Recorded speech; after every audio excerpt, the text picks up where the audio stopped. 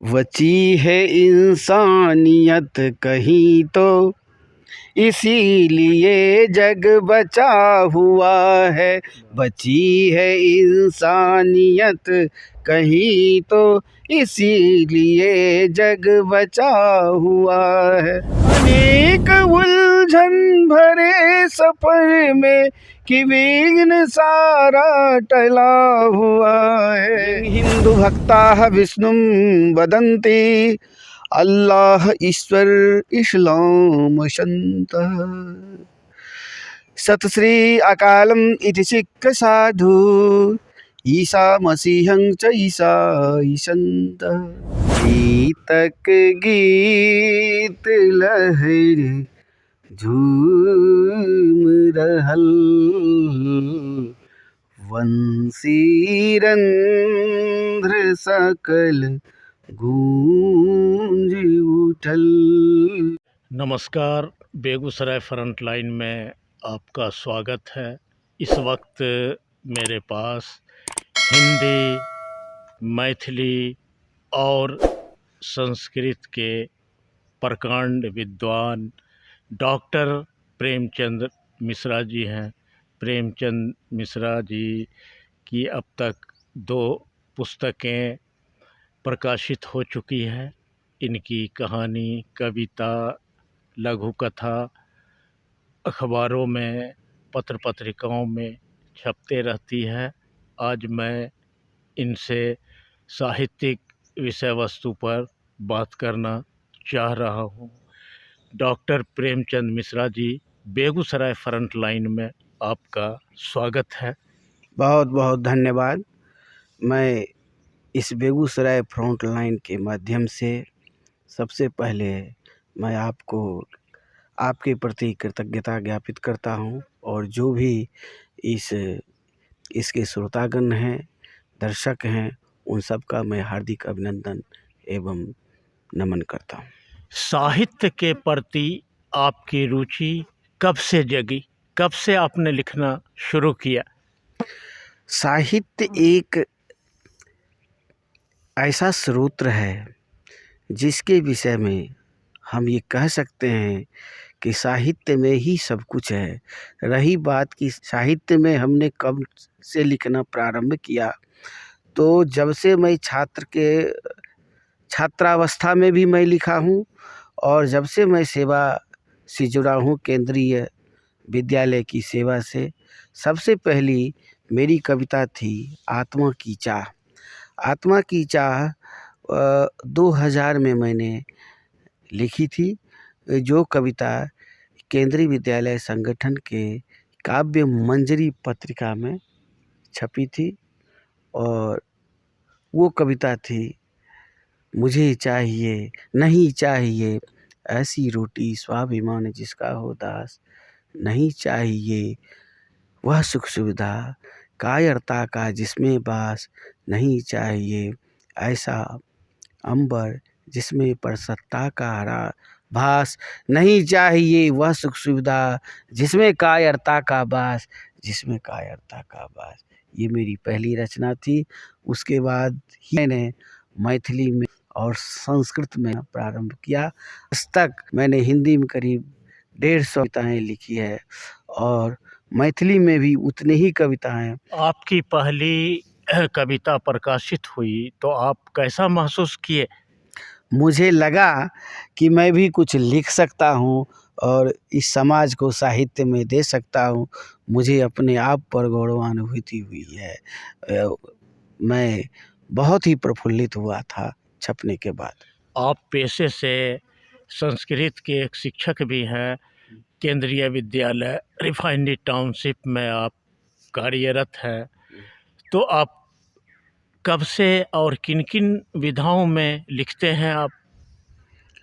मैंने विधाओं में जहाँ तक रहा, मैं सबसे पहले तो कविता लिखना प्रारंभ किया, संस्कृत के श्लोक लिखना शुरू किए, मैथिली में मैंने कविता लिखी, गज़ल लिखा। उसके बाद मुझे लगा कि कथा के माध्यम से भी समाज को कुछ विषय वस्तु पर देना चाहिए, और उसके बाद मैंने कथाएं लिखना शुरू की। तो अब तक मैंने हिंदी मैथिली में कविता, कहानी, संस्मरण, गज़ल, गीत और संस्कृत में ये फ़िलहाल इसी वर्ष मेरा पीयूष शतकम प्रकाशित हुआ है, जिसमें कि श्लोक हैं, 101 श्लोक है। और जो बिल्कुल तरह छात्र को, किसान को, जो भी हतोत्साहित हैं, उनको प्रेरणा देने के लिए वो मैंने 101 श्लोक लिखा है। और सबको समझने के लिए, बहुजन हिताय बहुजन सुखाय, सब समझे उस श्लोक के, इसके लिए मैंने हिंदी टीका भी लिखी। आपके लेखन में आपके परिवारजनों का सहयोग रहा?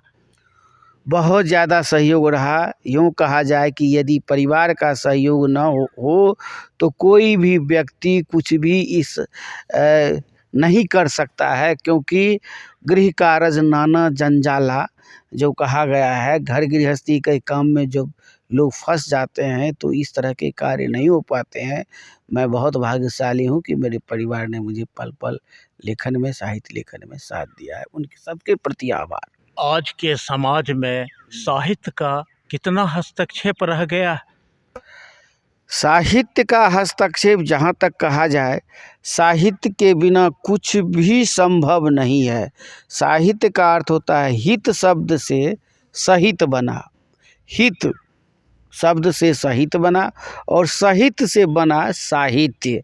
अर्थात हित की जहाँ भी बात होगी वो सब साहित्य ही होगा। साहित्य के बिना समाज नहीं हो सकता है, और समाज जो है साहित्य के बिना नहीं रह सकता है। तो आज जो भी है वो सब साहित्य के बदौलत है। मौजूदा समय में समाज को बदलने की साहित्य की कुवत नहीं रही, इसका मूल कारण क्या है? ये तो हम ये कह सकते हैं कि ये थोड़ा अतिशयोक्ति होगी कि जो वर्तमान समय है इसकी दशा और दिशा को साहित्य नहीं बदल सकता है, ये कहना थोड़ा सा अतिशयोक्ति होगी, क्योंकि साहित्य ही एक साधन है जिससे कि हम समाज को समझा सकते हैं, समाज को हम बता सकते हैं, उदाहरण दे सकते हैं, दृष्टांत दे सकते हैं, प्रत्युदाहरण दे सकते हैं और दिखा सकते हैं कि गलत गलत होता है और सही सही होता है। हाँ, तब रही बात कि साहित्य इस समय में सक्षम नहीं हो रहा है, इसके पीछे क्या कारण है? तो निश्चित ही युवा वर्ग जो हैं, आज के जो बच्चे हैं, वो साहित्य की तरफ से मुंह मोड़ रहे हैं। वो समय देना नहीं चाहते हैं। इंटरनेट, ये इंस्टाग्राम, व्हाट्सएप इत्यादि का सहारा लेते हैं। ये कहा जाए कि पुस्तक की ओर कम ध्यान देते हैं। आज समाज का स्तर गिरता जा रहा है, समाज का बहुत तेज़ी से स्तर गिरता जा रहा है। ऐसे में साहित्यकारों की बेचैनी क्यों नहीं दिखती है? साहित्यकार बेचैन है। साहित्यकार यदि बेचैन नहीं होते तो रोज रोज सहस्र पुस्तकों का प्रकाशन होता है। सहस्र पुस्तकों का प्रकाशन होता है। किस लिए होता है प्रकाशन?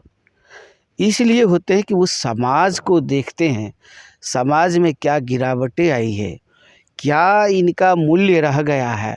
उन सारे मूल्यों को लेकर जो है लेखक हैं, कवि हैं, पत्रकार हैं, ये सब लगे हुए हैं और वो समाज को एक पथ प्रदर्शन के लिए, समाज को दिखाने के लिए वो दिन रात मेहनत करते हैं, लिखते हैं, कविता लिखते हैं, कहानी लिखते हैं और इस समाज को देते हैं ताकि वो पढ़े, समझे और जो सही गलत का फैसला ले सके। हर तरफ राजनीति हावी है, इसका साहित्य पर कितना प्रभाव पड़ रहा? राजनीति और साहित्य, यूँ कहा जाए कि दोनों एक दूसरे के पूरक रहे हैं। राजनीति साहित्य के बिना नहीं हो सकती है और साहित्य पर राजनीति का प्रभाव जो है समयानुकूल होता है। यूँ कहा जाए कि पुराने समय से भी हम देखते हैं जो भी कवि हुए हैं, स्वतंत्र कवि हुए हैं, हाँ, वो सब या तो अकबर के दरबार हो या किसी ये कह सकते हैं जो नवरत्न कवि होते थे, वो किसी न किसी राजा के यहाँ, मानसिंह के यहाँ इत्यादि जो है राजा के वहाँ रह कर के ही साहित्य लिखते थे। तो हम ये कैसे कह सकते हैं कि राजनीति जो साहित्य को प्रभावित नहीं कर सकता है, बल्कि मैं इसलिए मानता हूँ कि पूरक है। और राजनीति का विषय अलग होता है, साहित्य का विषय अलग होता है। दोनों में समन्वय हो तो साहित्य साहित्य और राजनीति भी कूटनीति नहीं, छल नीति नहीं रहेगी। आप इस समय क्या कर रहे हैं? आपकी आने वाली पुस्तक या कोई रचना? इस समय तो फिलहाल मैंने पीयूष शतकम जो लिखा, उसके बाद भी मेरा लेखन चालू है। मैं हिंदी में ये जो है संदेश सौरभ एक मैंने लिखा है, जिसमें 350 पद्य हैं, और ये पूरा जो है मेघदूत पर आधारित है। कालिदास का जो मेघदूत था, कालिदास ने जो मेघदूत लिखा था वो बहुत ही उद्देश्यपूर्ण था। स्त्रियों को उस समय समाज में कितना मर्यादा था वो दिखाते हैं कि एक पत्नी के चलते यक्ष जो है ना, राजा की आज्ञा को अवहेलना कर देता है पत्नी के प्रेम में, और जिसके लिए राजा उसे दंड भी देते हैं, लेकिन फिर भी दंड स्वीकार करता है, लेकिन पत्नी के प्रेम को कभी नहीं छोड़ता है। तो आज के समय में स्त्री का महत्व कितना है और क्या होना चाहिए, इसको महत्वपूर्ण रखने के लिए मैंने ये संदेश सौरभ लिखा है हिंदी में। और इसके बाद मैथिली में इजोरिया एक पुस्तक है। इजोरिया ये मैं लिखना चाहता हूँ इजोरिया विषय पर। ये मैथिली के काव्य संकलन होंगे जिसमें मैथिली की कविताएं होगी, और संस्कृत में भी एक मेरा और चल रहा है गीति कलश, जिसमें कि गीत के संस्कृत गीत का संकलन होगा। गीति कलशम, उसका नामकरण भी मैं, तीनों का नामकरण मैंने कर लिया है, संदेश सौरभ और इजोरिया और गीति कलशम बहुत जल्दी ही प्रकाशित होने वाला है। आपके हिसाब से कविता कैसी होनी चाहिए? कविता वह हो जो सब समझ सके और पाठक के हृदय को छू सके, समाज के जो विविध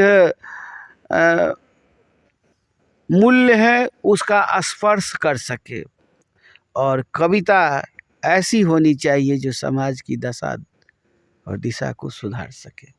आप ज़्यादा किस विधा में लिखते हैं, हिंदी, मैथिली या संस्कृत में?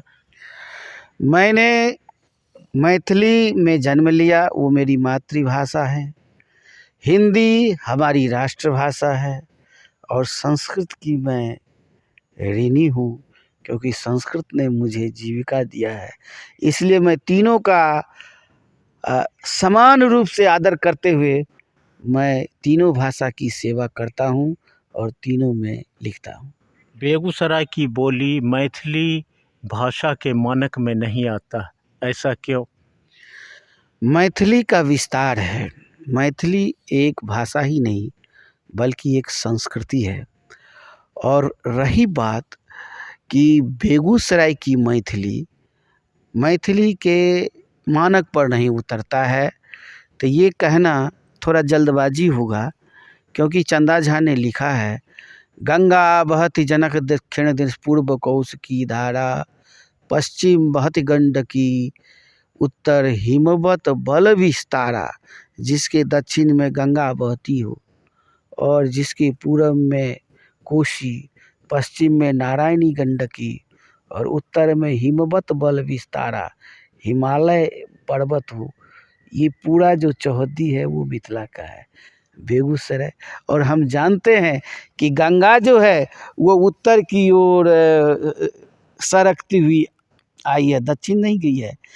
तो ये गंगा का जो है उत्तर की ओर सिकुड़ना, इससे ज्ञात होता है कि मिथिला का क्षेत्र गंगा के बाद भी था। इसलिए भागलपुर हो या मुंगेर हो या ये आपको क्या कहते हैं कि जो देवघर हो, ये सब जगह जो है मैथिली का फुट है। तो मैथिली, हाँ, तब ये रही बात कि 3 कोस पर जो है ना वाणी की जो है अपनी स्वभाव और चाल बदलती है, गति। तो इस वजह से यहाँ की जो बोली है मैथिली, लेकिन थोड़ी-सी उसकी लचक अलग है। संस्कृति और संस्कार में कहीं चेंज नहीं है मैथिली। आपके पसंदीदा लेखक वो कवि कौन-कौन? सबसे पहले तो मैं अपने पसंदीदा कवि जो है हमारे कालिदास रहे हैं, आदर्श कवि रहे हैं कालिदास। और स्थानीय कवि में मैं जो है दिनकर जी को नमन करता हूँ। वो हम लोगों की संस्कृति है, साहित्य की संस्कृति है।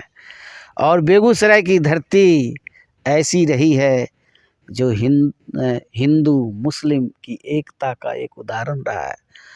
हम नमन करते हैं आचार्य फजलुर रहमान जी को, हैं, जिन्होंने मैथिली में लेखन कर दिया, काव्य रचा, और जिनको कि साहित्य अकादमी ने समझा और उनको साहित्य अकादमी से उनके लिए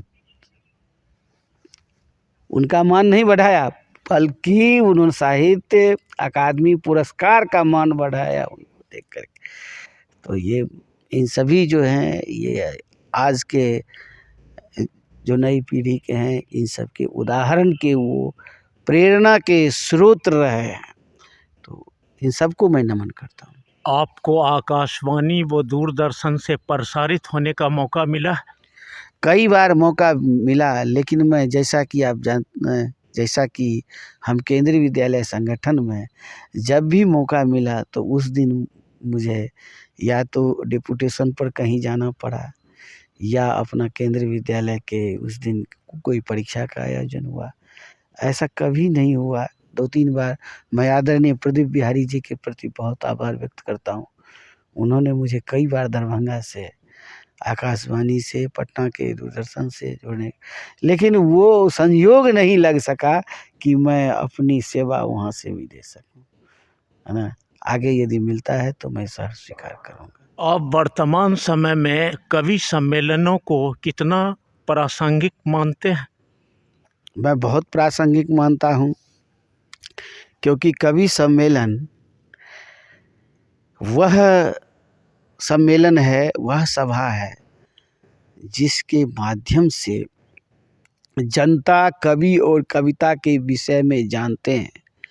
क्योंकि आज का जो दौर है ना, नाटक भी उठ रहा है, नाटक भी उठ सा गया है। इस तरह रामलीला होती थी, रामलीला गांव-गांव में रामलीला होती थी, नाटकों का समय आयोजन होता था। लेकिन आज के इतने जो है ये हो गए हैं, इलेक्ट्रॉनिक मीडिया हाई हो गया है, इलेक्ट्रॉनिक जो कि लोग लगे हुए रहते हैं, तो नाटक भी भूल गए हैं।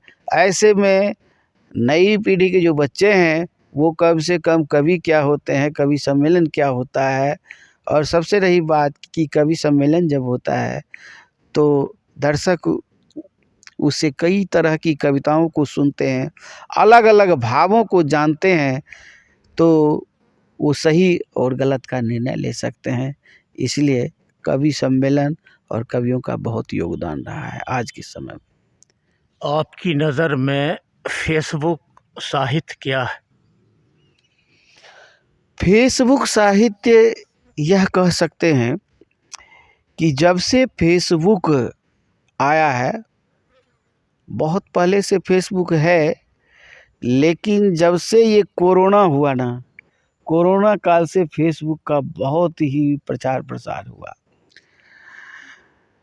केवल घटनाओं के लिए पहले लोग जानते थे फेसबुक पर, लेकिन जब से कोरोना आया ना, तब से कविताओं का भरमार हुआ, साहित्य इसमें बहुत ज़्यादा, एक दूसरे के पास आने का एक प्लेटफॉर्म तैयार हुआ फेसबुक, है ना। एक कवियों को दूसरे कवियों को समझने का एक बहुत बड़ा माध्यम है, क्योंकि उसमें किसी प्रकार का कोई अलग से खर्च नहीं होता है। न मंच की तैयारी करो, न लंच की तैयारी करो, न टंच की तैयारी करो। फेसबुक एक दूसरे के साथ मिलने का साधन है, और इससे बहुत साहित्य को जो है, साहित्य लेखन बहुत बढ़ा है इससे। कविता, कहानी, गज़ल आदि खूब जो है फेसबुक के माध्यम से लिखा गया और लोग जो है उसे पढ़ा है, समझा है। आज के दौर में साहित्यिक पुस्तकें क्यों विलोपित हो रही है? इसका क्या मूल कारण है? साहित्य पुस्तकें आज के दौर में जो विलोपित हो रही हैं,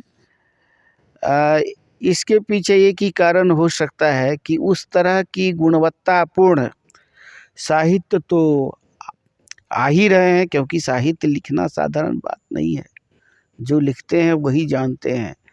एक एक शब्द को जोड़ना, चाहे वो कविता हो या कहानी हो, गज़ल हो, गीत हो, एक एक शब्द को जोड़ना, भाव को मिलाना, शब्द ही जोड़ने से नहीं होता है, भाव को भी मिलाना पड़ता है। तो गुणवत्ता तो है ही, लेकिन वही बात है ना कि समाज आज इतना फास्ट भाग रहा है। टेस्ट का ज़माना नहीं रहा, 2020 का ज़माना है, तुरंत में परिणाम चाहिए। पाठक साहित्यिक पुस्तकें से क्यों दूर भाग रहे? साहित्यिक पुस्तक से दूर भाग रहे हैं क्योंकि उनको जो है ना बहुत मूल से जाना पड़ेगा, व्याकरण पढ़ना पड़ेगा, शब्दकोश जानना पड़ेगा शुरुआत से ही। तो जो इस तरह के हैं, तैयार हो चुके हैं, तैयार हो चुके हैं पौधे, वो निश्चित रूप से साहित्य से जुड़े हैं। और जिनकी जड़ें मजबूत नहीं होती है, वो तो अपने पाठ्यक्रम के पुस्तक नहीं पढ़ते हैं, तो साहित्य से तो दूर भागेंगे ही, साहित्य के पुस्तकों से दूर भागेंगे। आप एक शिक्षक हैं, अभी जो दौर चल रहा है, इलेक्ट्रॉनिक दौर, सोशल मीडिया का दौर, डिजिटल दौर, इसे आप कहाँ तक सही मानते हैं? ये सही भी है यदि सही रूप से इस्तेमाल किया जाए तो। जो बातें आप बहुत पढ़ कर के समझ सकते हैं, वो आप नेट पर बहुत जल्दी से एक बार टाइप करते समझ सकते हैं। अंतर्जाल जो है वो भंडार है, लेकिन उसको ये मानिए कि अंतर्जाल में भी तो किसी आदमी ने ही न डाला है ना। आदमी ने ही डाला है, एक जगह किया हुआ, एकत्रित किया हुआ है, और बहुत तरह के ज्ञान है उसमें। यदि सही से इस्तेमाल किया जाए तो वो बहुत अच्छा चीज़ है। अगर उसका गलत इस्तेमाल करते हैं तो बहुत गलत होता है। लेकिन कोरोना के काल में बहुत उपयुक्त रहा। आपके हिसाब से ज़्यादा पुस्तकें पढ़ना सार्थक है कि इंटरनेट से देख के? इंटरनेट से देख करके तो आप समझ सकते हैं, लेकिन व्यावहारिक ज्ञान तो आपको पुस्तक पढ़ के ही होगा, और वो भी गुरुमुख से। जब तक आप नहीं समझेंगे अपने शिक्षक से, तब तक आप केवल देख सकते हैं उसमें, नेट में, मगर उसका आपके दिमाग में, मन मस्तिष्क में बिठाने का कार्य एक शिक्षक ही कर सकते हैं। इसीलिए लोग सही ज्ञान से दूर हो रहे हैं, सार्थक ज्ञान से दूर होते जा रहे हैं। जी सर, आपका कथन बिल्कुल सही है। लोग जो है आज अपने माता पिता, अपने शिक्षकों की, अपने गुरुजनों की बात को जितना नहीं मानते हैं, उससे ज़्यादा आज के बच्चे जो हैं वो नेट की बात मानते हैं, नेट की भाषा समझते हैं, इंस्टाग्राम की भाषा समझते हैं। यूँ कहा जाए इलेक्ट्रॉनिक के सारे चीज़ों को मानते हैं, तो ये तो होना ही है। अगर हम इस पर चलते हैं, अपने माता पिता का सम्मान करते हैं, गुरुजनों का सम्मान करते हैं, अपने से बड़ों की बात मानते हैं, तो कहीं कोई समस्या फिर से नहीं आती है। आपके पसंदीदा बेगूसराय में युवा लेखक, वो कवि कौन कौन है? युवा लेखक में बहुत सारे हैं अभी हमारे, जैसे एक अमर शंकर झा सुबा है, उसके बाद आपके ये कवि नीलेश, एक पत्रकार भी हैं और लिखते भी बहुत अच्छे हैं। इसके बाद सुंदरम जी लिख रहे हैं, और सबसे तो हमारे भैया जी हैं प्रफुल्ल मिश्रा जी, उनको उनको हम हमेशा युवा ही मानते हैं, वो भी लिख रहे हैं। आपके बछवाड़ा साइड में बहुत हैं लिखने वाले, पूरे बेगूसराय की बात मैं कर रहा हूँ, तो यहाँ तमाम से लेखक हैं, कवि हैं। बेगूसराय की धरती एक साहित्यिक, जहाँ इंडस्ट्रियल रूप से तो है ही, साहित्य के दृष्टिकोण से बहुत ही समृद्ध धरती है। इसमें युवा सब जो है पनप रहे हैं यहाँ। आप इस चैनल के माध्यम से युवा साहित्यकारों को क्या संदेश देना चाहेंगे? युवा साहित्यकारों को हम यही संदेश देंगे इस चैनल के माध्यम से कि आप निरंतर तपस्या करते रहिए, चाहे आपको प्रमाण पत्र मिले अथवा नहीं, सम्मान मिले अथवा नहीं, मंच पर बुलाया जाए अथवा नहीं, विद्यापति समारोह में बुलाया जाए अथवा नहीं, आपकी तपस्या होनी चाहिए। हमें कौन बुला रहा है, नहीं बुला रहा है, तो प्रमाण पत्र दे रहा है, नहीं दे रहा है, माइक मुंह पे आ रहा है या नहीं आ रहा है, इसका कोई साहित्यकारों के इससे कोई लेना देना नहीं होता है। मैं ये कहना चाहता हूँ कि दिनकर जी हों या सुमित्रानंदन पंत हों या बड़े बड़े हमारे जो आदर्श पुरुष रहे हैं, साहित्यकार रहे हैं, उन्होंने कब कवि सम्मेलन किया था, उन्होंने कब मंच को जो है साहित्य साधना करते थे, लिखते थे। जानकी वल्लभ शास्त्री एक महान साहित्यकार हुए, हिंदी साहित्यकार, वो किस जगह थे, उसको जब आप युवा वर्ग जाने तो ऐसा लगेगा कि किस जगह रह करके उन्होंने साहित्य की साधना की। तो मैं यही कहूँगा, साहित्यरत रहिए, समाज में कुछ दीजिए और कविता ऐसी लिखिए जो जिससे कि समाज विकसित हो, युवा वर्ग उससे कुछ सीख सके। आपको साहित्य में सेवा आप दे रहे हैं, 3 भाषा के आप कवि हैं, आपको किन किन सम्मान पुरस्कार से नवाजा गया? सम्मान बहुत सारे मिले हैं, जैसे आपको माता द्रौपदी देवी सम्मान, और अभी जो है अभिव्यक्ति संस्था है दलसिंह सराय से, उन्होंने मेरी संस्कृत भाषा के प्रति योगदान के लिए ये उदयनाचार्य सम्मान से सम्मानित किया है। और इसके बाद तो बहुत सारे हैं, जितना कि अभी उतना याद भी नहीं है, लिस्ट है। लेकिन मैं सबसे बड़ा समझता हूँ कि अपना सबसे बड़ा सम्मान होता है कि आप साहित्य को सम्मानित कीजिए, साहित्य को दिल से सम्मान कीजिए, यही अपना सम्मान होता है। आप अपनी कविता गज़ल की कुछ पंक्ति दर्शकों को सुनाइए। मैथिली गज़ल है ये, प्रीतक गीत, प्रीत का गीत। प्रीतक गीत लहरी झूम रहल, वंशी रंध्र सकल गूंज उठल। प्रीतक गीत लहरी झूमी रहल, वन उपवन सुमन उताहुल जय, भ्रमर पराग राग व्याकुल जय, भ्रमर पराग राग व्याकुल जय, चंचल नैन चक्र काटि रहल।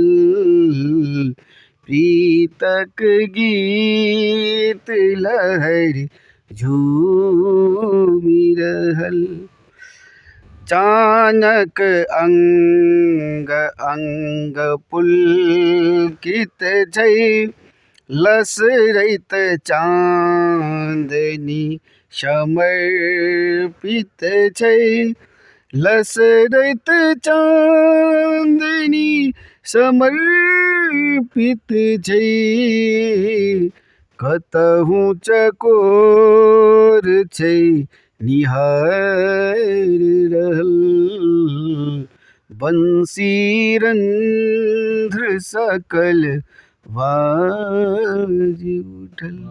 बहुत खूबसूरत गज़ल आपने सुनाया। बहुत बहुत धन्यवाद। और हिंदी में भी सुनाइएगा या और कोई गज़ल। बची है इंसानियत कहीं तो इसीलिए जग बचा हुआ है। बची है इंसानियत कहीं तो इसीलिए जग बचा हुआ है। अनेक उलझन भरे सफर में कि विघ्न सारा टला हुआ है। बची है इंसानियत कहीं तो इसीलिए जग बचा हुआ है। नयन खोल कर जगत को देखो, हर एक कण में की आसमां की, हर एक तरुबर के पल्लवों में परोपकारार्थ प्यासवा की। पवन के बल है सभी देवी, सब प्राण हो यह सजा हुआ है। बची है इंसानियत कहीं तो इसीलिए जग बचा हुआ है। निकल नीड़ दाना तलाश को बिहग झुंड उड़ रहा आज भी। सुबह का निकला निशा से पहले लौट चुका कुछ लिए साथ भी। स्वस्थ देख निज शावक दल को नयन नीर बह चला हुआ है। बची है इंसानियत कहीं तो इसीलिए जग बचा हुआ है। एक संस्कृत का और एक संस्कृत में भी दर्शकों को सुना दीजिए।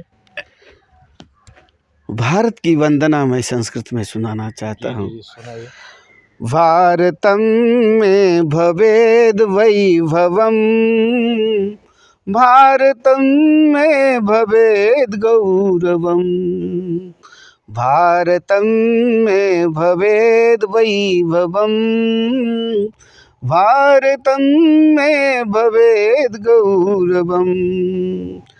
भारते नास्ति मे जीवनम्, भारते नैव मम जीवनम्, भारते नापि सर्वं बलम्, भारतं मे भवेद् वैभवम्, भारतं मे भवेद् गौरवम्। भारतीया सुयोग्या वयम्, भारतीया वरेण्या वयम्, कर्मठा धैर्यवन्तो वयम्, सत्यशीला विनम्रा वयम्, भारते नैव मे वैभवम्। और एक श्लोक है, मैंने लिखा है श्लोक। यं हिंदू भक्ताः विष्णुं वदन्ति, अल्लाह ईश्वर इस्लाम संतः, सत श्री अकालम इति सिख साधु, ईसा मसीहं च ईसा ईसन्तः, एकैव ईशः बहुधा विभाति, स ईश पातु सर्वं पुनातु सर्वं पुनः। बहुत बहुत धन्यवाद। चलिए, आपको भी बहुत बहुत धन्यवाद। बहुत बेहतरीन आपने सुनाया, हिंदी, मैथिली और संस्कृत में। बहुत बहुत आपको